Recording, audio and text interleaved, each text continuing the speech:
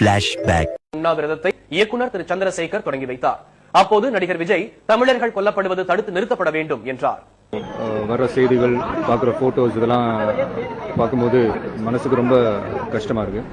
So அதனால என்னுடைய நற்பணி இயக்கத்தில் இருக்கிற எல்லாரும் சேர்ந்து, சென்னையில் மட்டும் இல்லை, தமிழ்நாடு ஃபுல்லாக இப்போ வந்து சொன்னாங்க கிட்டத்தட்ட 37 இடத்துல இப்போ உண்ணாவிரதம் நடந்துகிட்டு இருக்கு. மேலும் தமிழகம் முழுவதும் பல்வேறு இடங்களில் விஜய் ரசிகர்கள் உண்ணாவிரதம் மேற்கொண்டுள்ளனர். இதில் ஏராளமான ரசிகர்கள் கலந்து கொண்டிருக்கிறார்கள். எதற்காக இந்த போராட்டம் என்பது நான் சொல்லி அறிய வேண்டிய நிலைமையிலே இல்லை.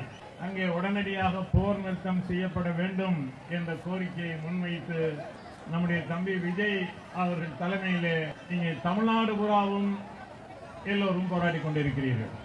உங்களுடைய இந்த உணர்வை நான் மனமாற பாராட்டுகிறேன். இத்தகைய எழுச்சியின் மூலம், இத்தகைய ஒற்றுமையின் மூலம்தான் நம்முடைய சகோதர மக்களுக்கு உதவ முடியும்.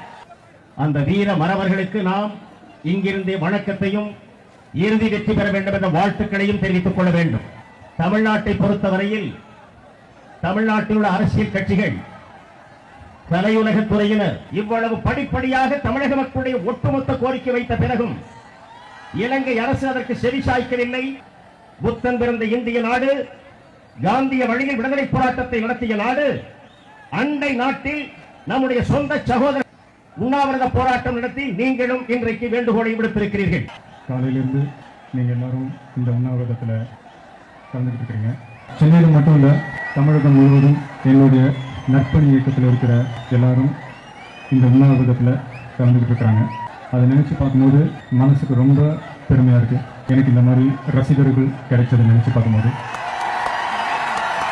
இலங்கையில் நடக்கிற இந்த பிரச்சனையை பற்றி நான் மட்டும் இல்லை, நீங்கள் எல்லாருமே சின்ன வயசுலேருந்து கேள்விப்பட்டு இருப்பீங்க. இப்போ கடந்த இந்த 2 மாதமாக வர ஃபோட்டோஸ் இதெல்லாம் பார்க்கும்போது மனசுக்கு ரொம்ப கஷ்டமாக இருந்துச்சு. பிரச்சனை இல்லாத நாடே இல்லைங்க. இந்தியாவுக்கும் பாகிஸ்தானுக்கும் பிரச்சனை, பாகிஸ்தானுக்கும் ஆப்கானிஸ்தானுக்கும் பிரச்சனை, அமெரிக்காவுக்கும் வியட்நாமுக்கும் பிரச்சனை இருந்துச்சு. இதெல்லாமே வந்து யுத்தம் அப்படின்ற ஒரு போர் நடந்து முடிஞ்சு ஓரளவுக்கு சால்வ் ஆகி போச்சு.